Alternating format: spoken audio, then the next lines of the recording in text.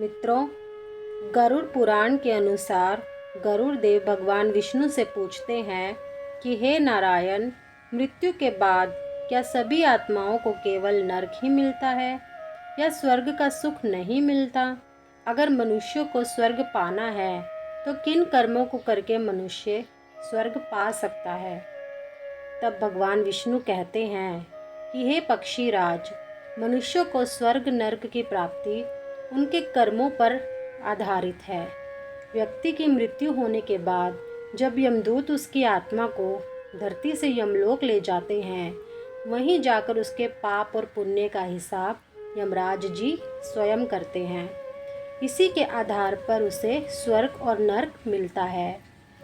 हे गरुड़देव, स्वर्ग वह स्थान है जहाँ पुण्य आत्माएं रहती हैं। हे गरुड़देव, इसी के साथ आपको इस बात से अवगत करा दें कि स्वर्ग कैसा होता है और आत्माएं वहाँ क्या करती हैं।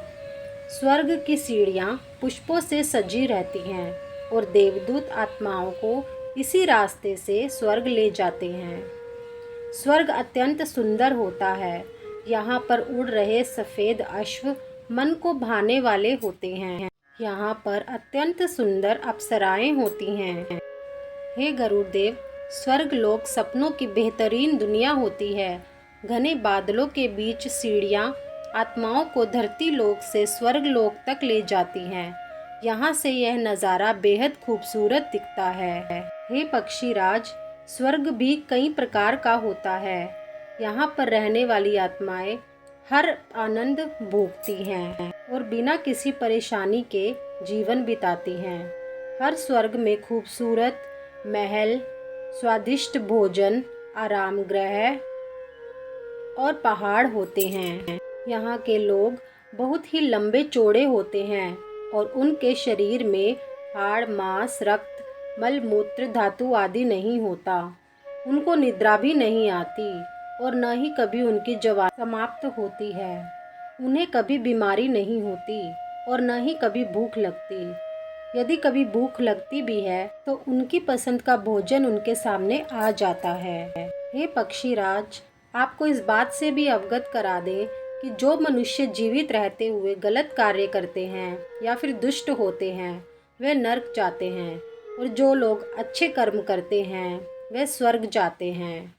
जो बुरे कर्म करते हैं उन्हें नरक में स्थान दिया जाता है, जबकि अच्छे कर्म वाले व्यक्ति को स्वर्ग में सभी प्रकार की सुख सुविधाएं उपलब्ध कराई जाती हैं।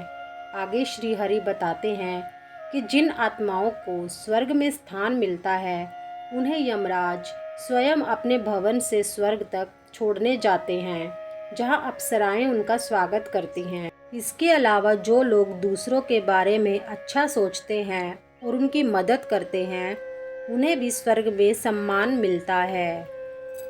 जो लोग समाज के लिए कुएं, तालाब, मंदिर, सड़कें आदि का निर्माण कराते हैं, उन्हें मृत्यु के बाद स्वर्ग में सम्मान मिलता है। आगे विष्णु जी बताते हैं, जो लोग स्त्रियों का सम्मान करते हैं उन्हें बोझ नहीं समझते बल्कि लक्ष्मी स्वरूप मानते हैं। आत्महत्या जैसा कदम नहीं उठाते बल्कि प्रकृति द्वारा निश्चित जीवन चक्र को पूरा करके मृत्यु को प्राप्त करते हैं, उन्हें भी मृत्यु के बाद स्वर्ग की प्राप्ति होती है। पक्षीराज, यमलोक के पश्चिम द्वार से उन लोगों का आगमन होता है जिन्होंने अच्छे कर्म किए हों, दान पुण्य किया हो और हमेशा धर्म का पालन किया हो। जिन मनुष्यों ने किसी तीर्थ स्थान पर प्राण त्यागे हों, उनका प्रवेश भी इसी द्वार से होता है। इतना ही नहीं, जिन्होंने जीवन भर माता पिता एवं गुरुजनों की सेवा की हो, उनका भी उत्तर दिशा से ही स्वर्ग में आगमन होता है। उत्तर दिशा सबसे उत्तम दिशा मानी जाती है। हे पक्षीराज, हिंदू धर्म संसार एक ऐसा शब्द है जो मनुष्य के जीवन मरण चक्र को दर्शाता है। अगर मनुष्य अच्छा कर्म करेगा तो उसे स्वर्ग मिलेगा, और यदि वह बुरा कर्म करता है तो उसे नरक यानी कि संसार प्राप्त होता है, जो उसे कभी भी जीवन और मरण के चक्र से मुक्त नहीं होने देता। तो मित्रों, आपने जाना कि किन कर्मों से मनुष्य स्वर्ग और नर्क प्राप्त करता है। अगर आपको पहले से ही इनमें से किसी बात की जानकारी थी तो हमें नीचे कमेंट में ज़रूर बताएं।